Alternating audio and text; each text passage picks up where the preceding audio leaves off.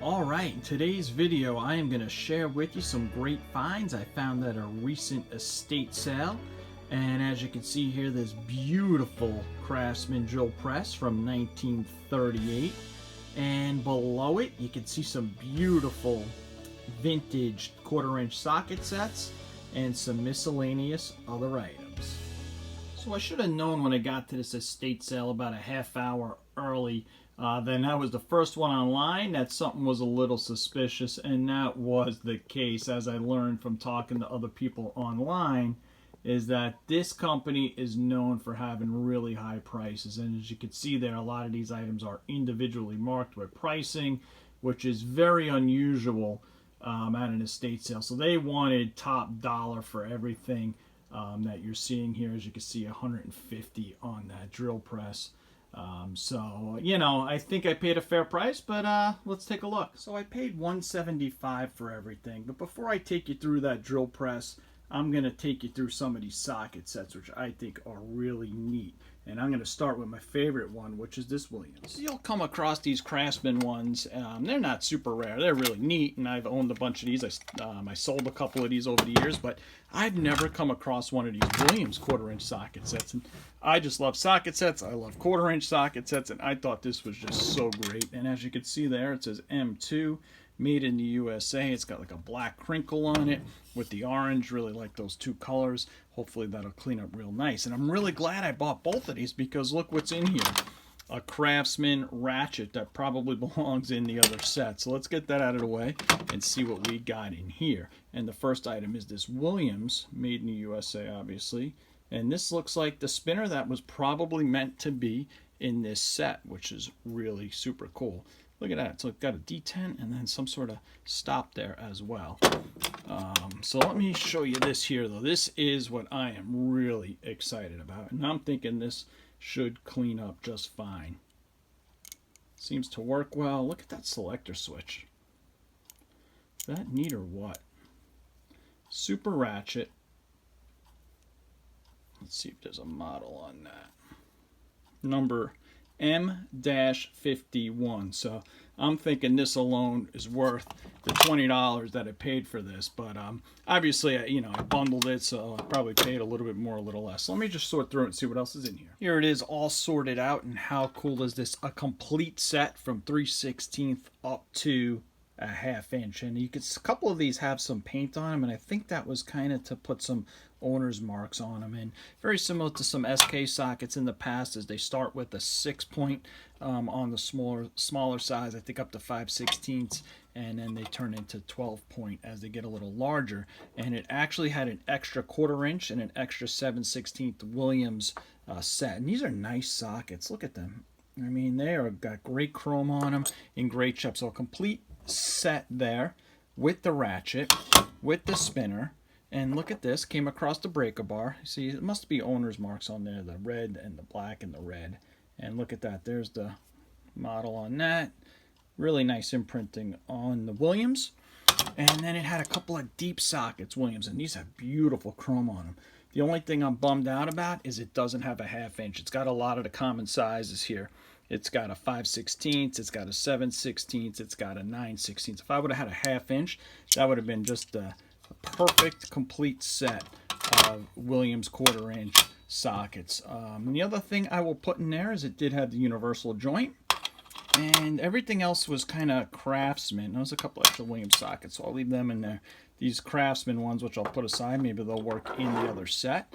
And oh, here's a little Williams adapter there, number 2 it looks like, so that can go in here as well. And how about a nice complete of Williams? Once I spray that down, clean it up, don't plan on doing anything more than this than just wiping it down with some WD-40, putting a nice coat of maybe maxi film on it, besides just cleaning up all the sockets, and put this into the collection. Next up was this Craftsman case that had $15 labeled on it, 1/4-inch set. And like I said, there's the ratchet from the other one. So let me just pull out some stuff here and see what's in this case. So once again, I'm glad I grabbed that Williams set, because that socket that was in there looks like it belongs in this set. And as you can see here, these are the Craftsman V Series of this vintage, and that goes in there, 7/16. It looks like I have pretty much a complete set of the same vintage, which is pretty cool.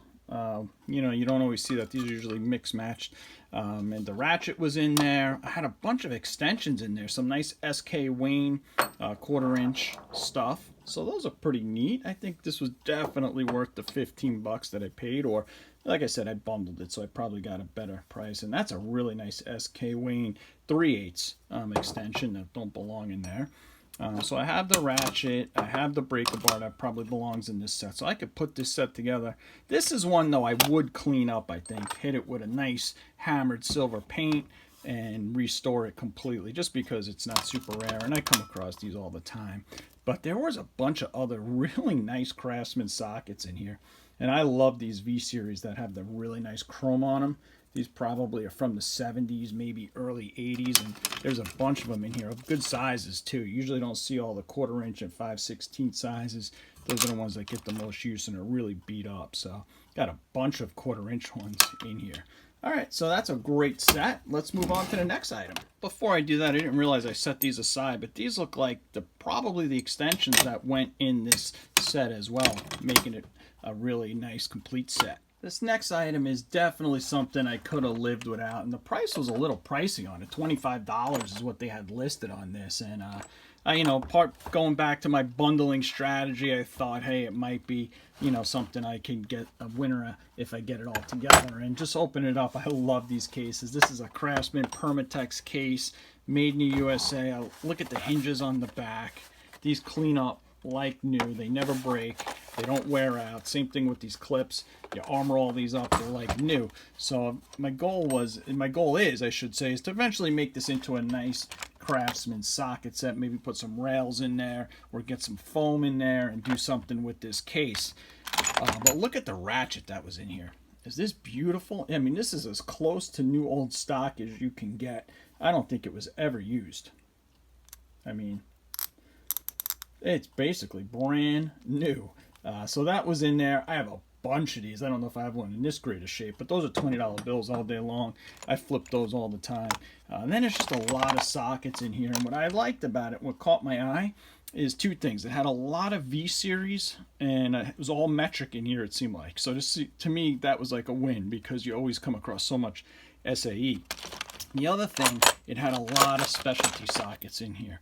Whether it was the hex, or there might even be some other ones in here of the Torx variety. So let me sort this out real quick. Feeling really good about what was in here. 2 complete sets. They were not V Series, but they were just really nice G Series. I mean, look how nice the chrome is on these. You know, Craftsman, depending on who was making their stuff at different times, the quality of things just were different at different times. And this was, you know, and some, I guess it depended on what sets they put stuff in as well, and what they paid their vendors and contracting of the quality of their sockets. And this is some really nice, good Craftsman. I've seen some G Series that are just, you know, the chrome on them's junk. These are great. So let me show you what I got here. And what I have is a complete set of 12 points along the bottom, all 12 points, and it even has the elusive Craftsman. They never like to put the 18 and 16s in a lot of their sets. They skip them. And when they did put them, a lot of times they were just of the 12-point variety, as you can see here. So complete set of 12 point from 9 to 19, and a complete set of 6 points, but it does skip to 16 and 18, which is pretty common with Craftsman. Has the 2 spark plug 13/16, 5/8, bunch of really nice adapters, as you can see here. Whoop, just dropped a nice Craftsman socket to some US SAE ones that were in there as well. And then take a look back here. Had the specialty sockets. So it looks like a complete set, or close to it, of the Allen, the hex, has a Torx, has a Phillips, and some really nice extensions that were never used, the Craftsman USA ones, and just some sort of knockoff wobble here. Looks like it was made in Taiwan. So everything in this set for $25, definitely happy with that. Well, like I said, that's what they were asking with the bundle. Definitely didn't pay that.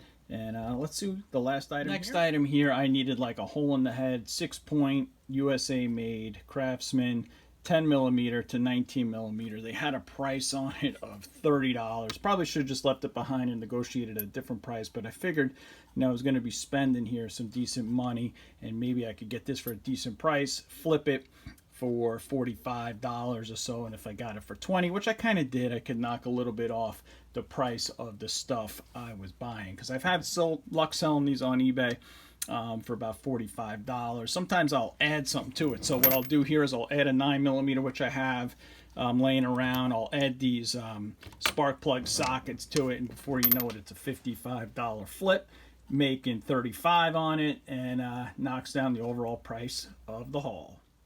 So what impressed me about this drill press is that it is complete, and when you find these, they are usually kind of all taken apart, missing different components, whether it's this cap that covers the spindle or this head that covers the pulley. Not the case here. When you're looking to restore these, anytime you can get that branding or that badge that's just in pristine shape is hard to find.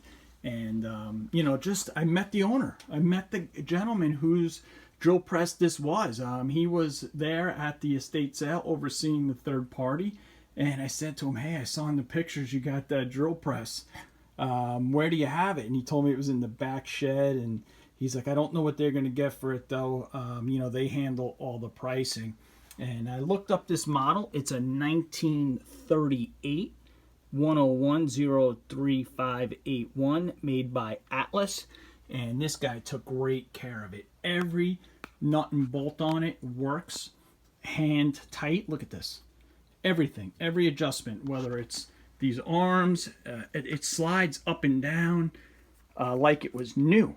Everything works as it should. Normally when I come across these, they're a rusty mess, and they're a major pain in the neck to restore. And if you remember, I did that in 1950 and it came out great, but it was a lot of work. This thing is just going to need a lube, a paint job, maybe a little bit of grinding on here, and this thing will look like $1 million. So this thing was so complete, it had parts that I don't even know what they are. So if you guys have any idea what this does, what these parts are, it looks like this goes on the deck here, maybe in the back some way. Looks like it would clamp down possibly on here. This looks like it would attach somewhere on here. Not 100% sure. I should have asked the gentleman on the way out, but I didn't see him. So if you guys know what these components are for this drill press, I'm assuming they have to be for this drill press. I mean, they look like they would be. Let me know, because that is interesting. But just look at this. Look at this deck.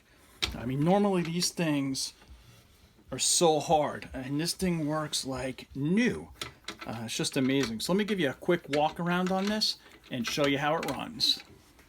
It's like I mentioned, there's the beautiful badge. Everything works on this like a dream. The motor nice and smooth, 1/3 horsepower. There's the on-off switch. I love that it has that on it, not some aftermarket light switch type thing. And here it is turned on. The motor, I noticed, did shift a little bit, and it dropped. That bolt just dropped a hair, so it's a little off kilter while I was traveling, but runs super true. Nice and slow speed too. That is a slow speed. It is on the lowest speed right now, and that's a Jacobs Chuck 3H drive. All the pieces there. Obviously this side, you can see the paint is definitely a little bit more crinkled, but that's all right. That's all going to come off, and maybe a nice blue metallic on that. And I just love restoring these old drill presses. So there it is. I mean, think about this. You paint that Craftsman white, nice and proud, or a complementary color, would just look great. Right, wrapping this video up. Is she pretty or what? I mean, obviously it's going to take some elbow grease, some paint and cleaning, but this is just in really as good a shape as you're going to see for 1938. Look at those bolts on the motor. Can't even tell you how many times those are just rusted, and you can't even get them loose, and the motors are cracked on these things from getting banged on. The poles are, the stands are all rusted up. Everything is just requiring heat and lube. Not going to be the case here. Just a good breakdown, re-lube, some nice paint and put it back together. If you know about these accessories, please let me know, as I'm really curious about what those are for. I'll have to do some homework on those. And just really excited about this Williams socket set. That'll be great once it's cleaned up and added to the collection. And then some other great goodies. So let me know what you think in the comment section. Like and subscribe, and I will see you in the next one. Thanks for watching. Hopefully you enjoyed this vintage tool haul.